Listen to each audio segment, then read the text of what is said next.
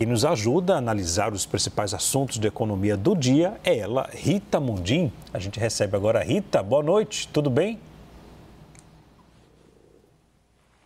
Leandro, boa noite.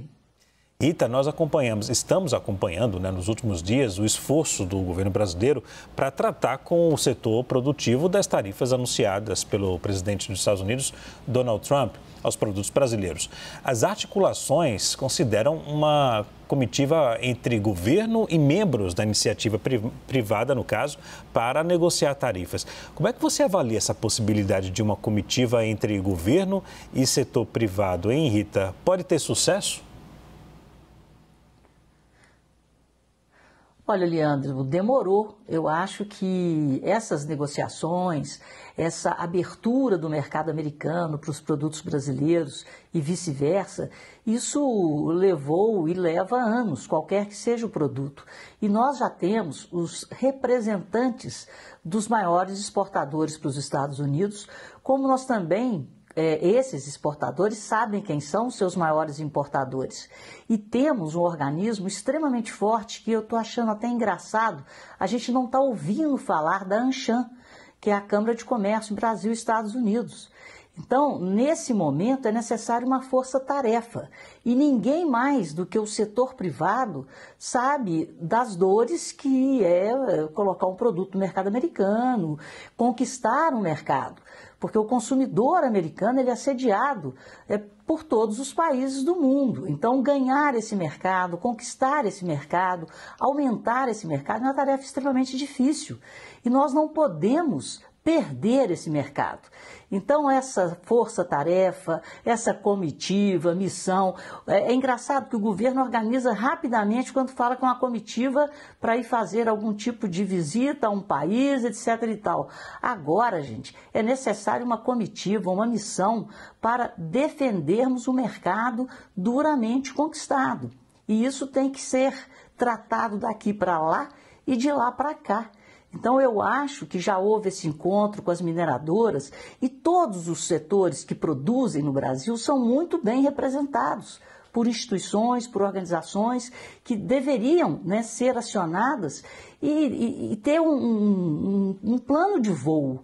Todo mundo conhece quem são os maiores compradores, todo mundo sabe quem são os maiores vendedores. Então, se nós temos a lista dos exportadores, a lista dos importadores, esse pessoal que comanda essa lista e as entidades que os representam já deveriam estar sentados na mesa, juntos, negociando há muito tempo. O dia 1º de agosto está na esquina. Rita, agora, segundo a apuração do nosso analista Caio Junqueira, uma empresa americana distribuidora de suco de laranja entrou na justiça para contestar a tarifa de 50% sobre produtos brasileiros.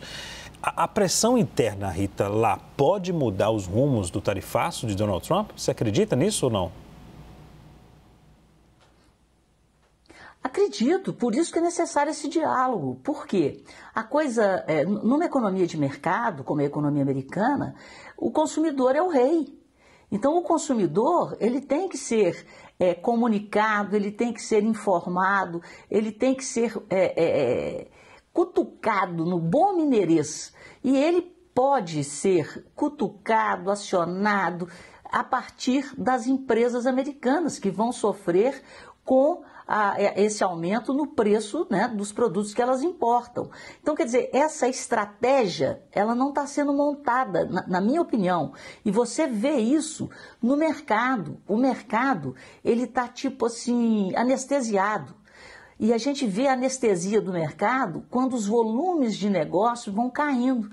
E o mercado vai ficando assim, estável, esperando que alguma coisa aconteça. Que alguma coisa? Nada está acontecendo. Então, é necessário sair dessa rigidez, Tem que conversar. Tem que ter túnel, tem que ter luz e tem que ter luz no fim do túnel. Então, a sensação é que a prioridade agora é aumentar o tempo, é ganhar tempo. Essa é a estratégia hoje do governo, é aumentar o prazo para que as tarifas comecem a vigorar. Mas aumentar o prazo diante do quê? Então é necessário um planejamento estratégico e que isso seja transparente, colocado na mesa, para que haja, por parte inclusive do governo americano, a consciência de que é necessário mais prazo. Mas não existe essa organização. Eu repito, eu estou querendo entender cadê a ANCHAM.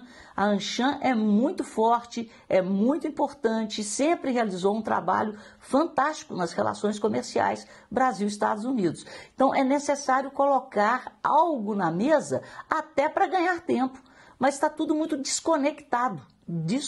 Não existe uma agenda, não existe uma missão, uma comitiva formada com data marcada para desembarcar nos Estados Unidos, com agenda com os principais importadores.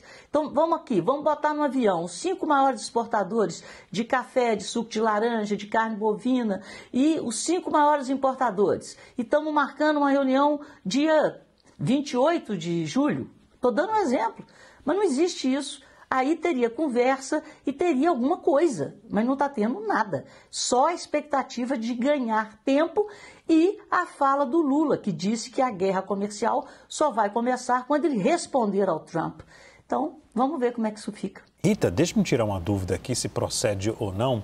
Eu escutei alguns economistas falando, ou então até alguma análise de pessoa que não entende muito de economia, dizendo o seguinte, que lá fora, nos Estados Unidos, pode acontecer, que é o que Donald Trump quer, que o mercado, né, se aqueça e tente suprir, né, com a mercadoria que era comprada, né, que o país depende da gente aqui do Brasil. Lá nos Estados Unidos, eles conseguem suprir a necessidade sem depender dos produtos brasileiros? E aqui para a gente, os produtos podem ficar com preço lá embaixo e isso ajudar a população, vamos supor assim, mas ao mesmo tempo aumentar um pouquinho a inflação, já que tem muito produto. Esse cenário é viável? Isso pode acontecer ou não? Eu estou totalmente errado. Pode ser sincera. Ô, Leandro, o que acontece? Tudo tem um custo de produção, porque você tem que ter margem. Então, não sei se você lembra, né, quando o preço... Isso é muito comum, acontecia há algum tempo atrás com o mercado de leite.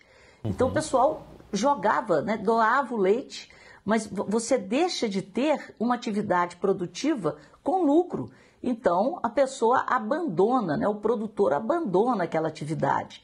Então, isso depende se o mercado interno vai conseguir absorver toda essa produção nossa que é escoada no mercado internacional. Agora, sob o ponto de vista do mercado americano, aí que mora o perigo. Vou te dar um exemplo. A tarifa com a Argentina está zero, né? Dependendo do produto. A Argentina exporta carne para os Estados Unidos, assim como a Austrália exporta carne para os Estados Unidos. Então, tudo depende. Então, é a questão do remédio e do veneno. O remédio passa a ser veneno quando a dose está errada. Então, os mercados, eles se regulam pela oferta e pela demanda. Aí você tem o mercado interno e o mercado externo. Qual que é maior? O mercado externo é muito maior do que o mercado interno. Mas para você conseguir trocar de comprador, abrir um novo mercado, isso leva tempo. Então nós temos que nos debruçarmos em cima daqueles mercados que nós já conquistamos, como é o mercado americano, que é o nosso segundo maior parceiro. E tentar, é claro, em paralelo, escoar a produção para outros mercados. Mas isso é muito difícil. Num primeiro momento, o mercado interno pode sim se beneficiar com a queda dos preços pelo aumento da oferta, já que não tem o comprador externo. Mas nós podemos ter, em consequência disso, o fechamento ou o abandono de vários produtores na produção de determinados bens e serviços, o que provocaria desemprego, uma série de coisas. Então você tem um mercado em equilíbrio, onde a produção, parte é colocada dentro do Brasil e parte é exportada. Então vai haver um desequilíbrio e, dependendo desse desequilíbrio, você pode matar a própria produção. É que não é um cenário bom para nenhum país, né? Rita, tivemos hoje no CNN Money uma entrevista exclusiva com o Gustavo Augusto Freitas, presidente do CAD, o Conselho Administrativo de Defesa Econômica, e ele afirmou que o órgão vai priorizar o combate à atuação de cartéis no mercado de combustíveis no Brasil.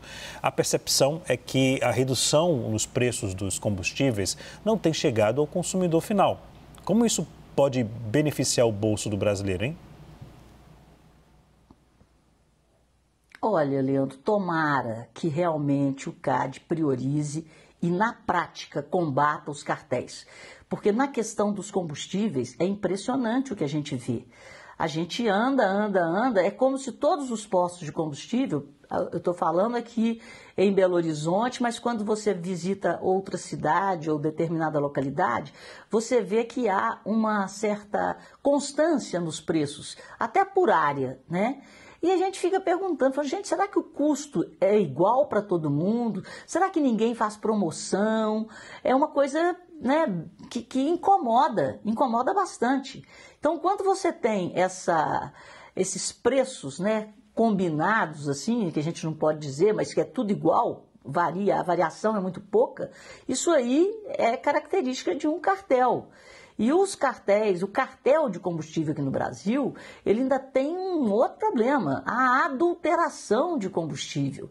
Então isso tem que ser, na prática, investigado, punido, os postos têm que ser fechados, porque por trás existem organizações criminosas lesando o consumidor. E isso é verdade. Geralmente, quando você tem uma queda no preço do combustível, isso ou não chega na proporção que deveria chegar no preço da bomba. Então, por que não? E por que os preços são tão iguais se cada posto tem um X, né, um X de custo de mão de obra, de aluguel? É impressionante. É como se o custo de manutenção fosse igual para todo mundo. Então, demorou. Acho que é uma medida que deve e deveria, né, ser colocada quase que imediatamente em prática. Por quê? Porque o combustível, para nós brasileiros que temos, né, essa dependência da matriz rodoviária, tudo aqui é movido a diesel, é movido a gasolina. Então, assim, o custo do combustível afeta muito a vida do brasileiro, dada a importância do custo de transporte na formação de preço e até no nosso custo de vida para deslocamento, para tudo. Então, tomara que a gente consiga mesmo combater o cartel no mercado de combustíveis.